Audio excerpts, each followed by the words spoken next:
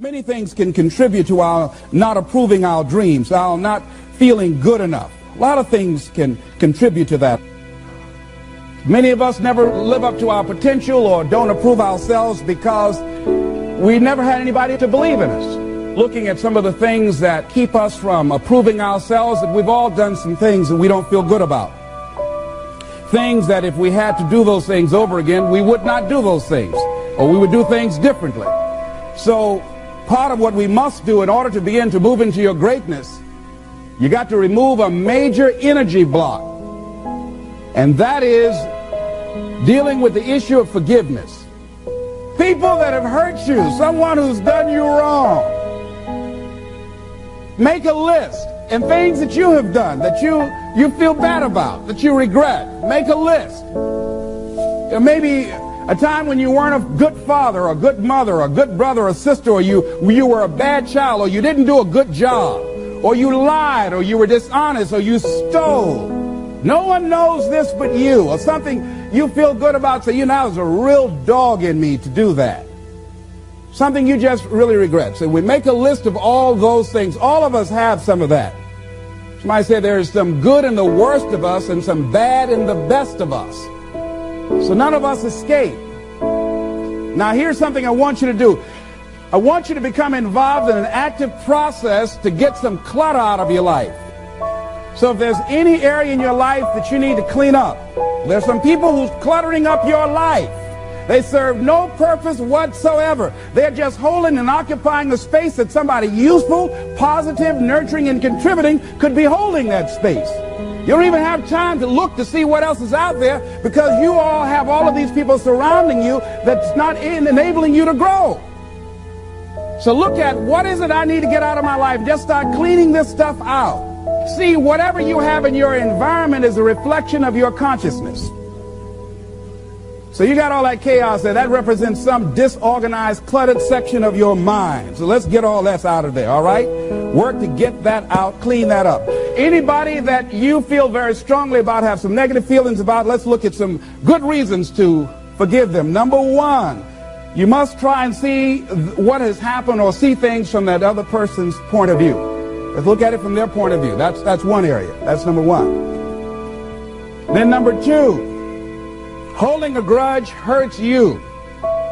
It doesn't hurt them. So just for good health and peace of mind, let it go. Any feeling of resentment or anger or hatred is called to me the load of bitterness within. Every thought that we entertain produces a chemical in our brain that impacts the body's immune system. And besides, this person you're hating, they probably are not even aware of it. Don't even know you're really hating them. You've turned up the steam. Gone from dislike to hate, intense hate. And here you are killing yourself, making yourself vulnerable to various types of illnesses, putting yourself in bad health. And I say that person is not worth your sacrificing your health or 1 minute of peace of mind. 1 minute of anger robs you of 60 seconds of happiness. So decide it doesn't matter.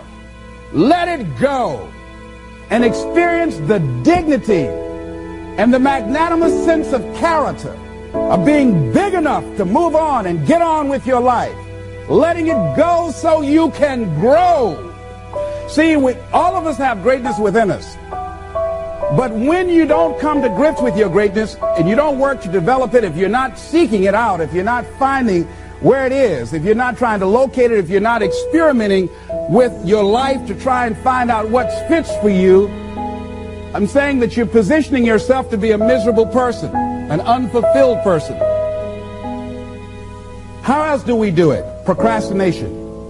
We just put things off over and over and over again. Why? Because we haven't accepted it. We don't feel deserving. We don't feel that we're good enough.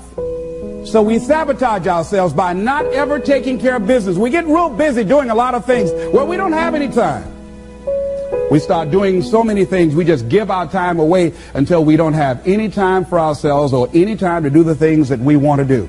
And every time you put it off and move it back, oh, I'll do it one day, oh yeah, I'm going to get to it.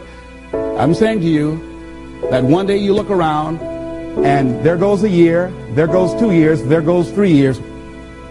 So is there something you want to do? Do it now. Do it right now. Don't put it off. Start right now where you are. There will never be a perfect, ideal time. Whatever you have going for you right now, that's enough. Work on that idea. Work on it, work on it, work on it. Watch out with the relationships you have. What kind of person are you becoming because of the relationships that you have right now? Do those people contribute to you? Do they help you grow and develop yourself? What kind of person are you becoming? People who have not accepted greatness for themselves, these people don't study, ladies and gentlemen. These people don't study. They don't have time for personal growth and development. They don't have time to work on their minds. No, they don't have time for that. Too busy for that. To determine the height of your self-approval, it's important that you evaluate yourself, because you know you quite well, but it's almost impossible to do it totally by yourself. You must get some caring feedback. Find somebody close enough to you that has observed you or been around you that you value their opinion, and ask them, how do they see you? How do they rate you in terms of your self-esteem? And then compare what you have with what they say. See, there are things many times that people can see in us that we can't see because it's a blind spot. When someone pays you a compliment, can you handle it well? Can you handle compliments well? That's a good barometer about your self-esteem. Can you handle criticism well? Can you give criticism? What are your expectations? What do you expect to get from life? What do you expect to get from your business? What do you expect to get from your relationships? What is your ideal day? What is it that you expect from this experience, this trip, this journey that you're involved in? People that have a strong sense of self-approval, they have high expectations for themselves and from life and from others. See, a lot of people don't expect much from life. So they don't shoot for much. They're not preparing for much. A lot of people are just showing up in life. A lot of people just get up in the morning and they go through the day, they go to the job just to pull a check down, watching the clock coming in.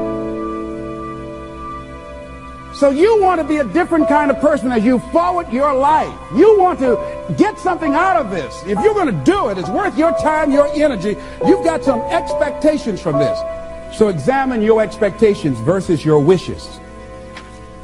Some people wish they could do better, but some people expect to do better. Where are you on that? And love yourself. Make caring for you the highest priority in your life. Take care of you. Look out for what truly satisfies you. We're not taught to love ourselves.